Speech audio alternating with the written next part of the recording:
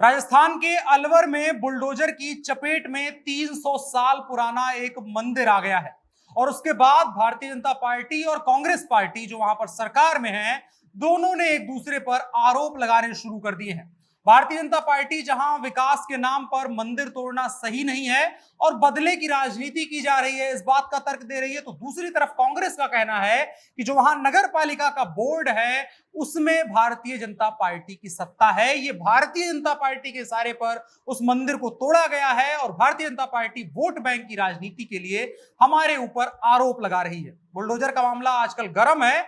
दिल्ली में भी ऐसा ही हुआ, जहांगीरपुरी में जो वहां पर हटाया गया बुलडोजर के द्वारा अतिक्रमण, उसके बारे में यही बताया गया कि एमसीडी में भाजपा की सत्ता है, भाजपा के कहने पर ही यह सब कुछ हुआ है। और अब एक और आरोप भारतीय जनता पार्टी के ऊपर ही लग रहा है कि भाजपा का वहां बोर्ड है, भाजपा के प्रतिनिधि जीते हुए हैं, वहां उसकी सत्ता है और उसके बाद 300 साल पुराने एक मंदिर को तोड़ा गया है, जबकि भाजपा आरोप लगा रही है कि कांग्रेस वोट बैंक के लिए और बदले की राजनीति के लिए विकास के नाम पर मंदिर को तोड़ रही है, जो सही नहीं है।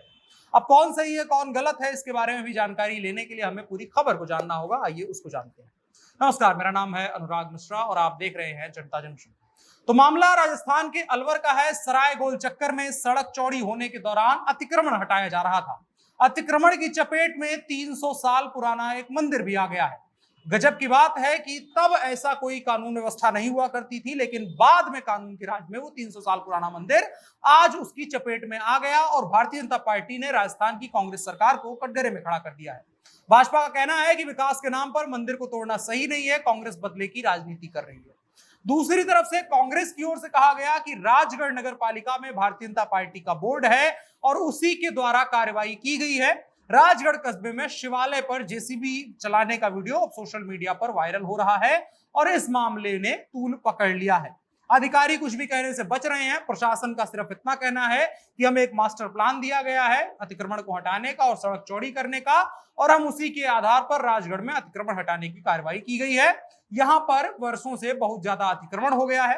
राजस्व के रिकॉर्ड के हिसाब से यहाँ 60 फीट का रास्ता है, 25 फीट भी रास्ता नहीं बचा है। लोग आ जा नहीं पा रहे हैं, लोगों की गाड़ियां नहीं जा पा रही हैं, इसलिए ऐसा किया गया है।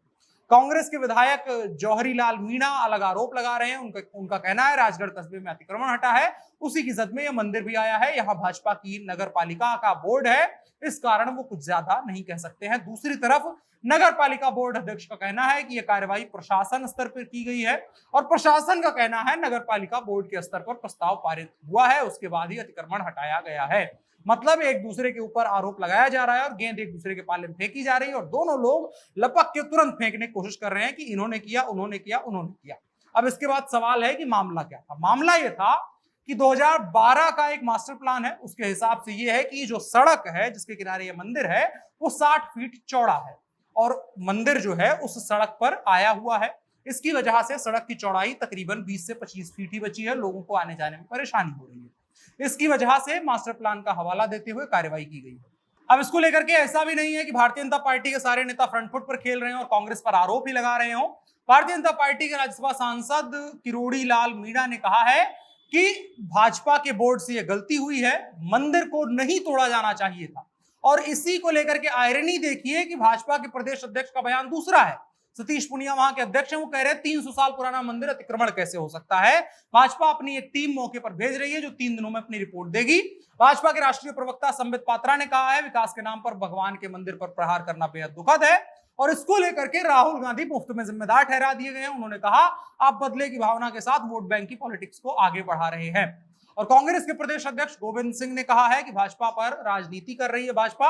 उन्होंने कहा कि 2018 में भाजपा मंडल अध्यक्ष ने कलेक्टर को चिट्ठी लिख करके अतिक्रमण हटाने की सिफारिश की थी। राजगढ़ में भाजपा का बोर्ड है, इसके अध्यक्ष सतीश दुहारिया है। बोर्ड बैठक में यह अतिक्रमण हटाने का प्रस्ताव पास किया गया है, उसके बाद ही अतिक्रमण हटाया गया है। कांग्रेस की सरकार के द्वारा मंदिर के साथ कोई छेड़छाड़ नहीं की जाती है, यह भाजपा का ही एजेंडा है। अब इसको लेकर के बड़ी समस्या बन गई है कि भाजपा का वहां बोर्ड है, भाजपा के बोर्ड के द्वारा आदेश दिया गया है और प्रस्ताव पारित किया गया है कि यहां पर अतिक्रमण को हटाया जाए, सड़क को चौड़ा किया जाए जिससे लोगों को ना परेशानी हो। लेकिन उस चौड़ीकरण की जद में एक मंदिर आ गया 300 साल पुराना भगवान शिव का मंदिर, जिसको लेकर के भाजपा आरोप लगाने की कोशिश कर रही है कांग्रेस पर, लेकिन जो तथ्य निकल करके सामने आ रहे हैं उसके मुताबिक यही है कि भारतीय जनता पार्टी की जो वहां बोर्ड है उसके आदेश पर इस मंदिर को तोड़ा गया है सड़क को चौड़ा करने के लिए। अब सवाल वही उठ रहा है कि भारतीय जनता पार्टी का स्टैंड क्या है। भाजपा कई बार आरोप लगा देती है विपक्षी पार्टियों पर, लेकिन यहां तो जो तथ्य निकल करके सामने आ रहे हैं वो यही दिखा रहा है कि बोर्ड में जो बोर्ड है भाजपा का, वो बोर्ड वहां पर भारतीय जनता पार्टी का है, उसके द्वारा सिफारिश की गई है, जिसके बाद अधिकारियों ने वहां पर काम किया है। और इसीलिए बात ये हो रही है कि भारतीय जनता पार्टी लोगों को बेवकूफ बना रही है, ऐसा आरोप कांग्रेस पार्टी की तरफ से लगाया जा रहा है। अब क्या कुछ होगा इसको लेकर के और भारतीय जनता पार्टी को कितना बैकफुट पर जाना पड़ सकता है इसके बाद, ये बहुत मुश्किल कहने वाला है, क्योंकि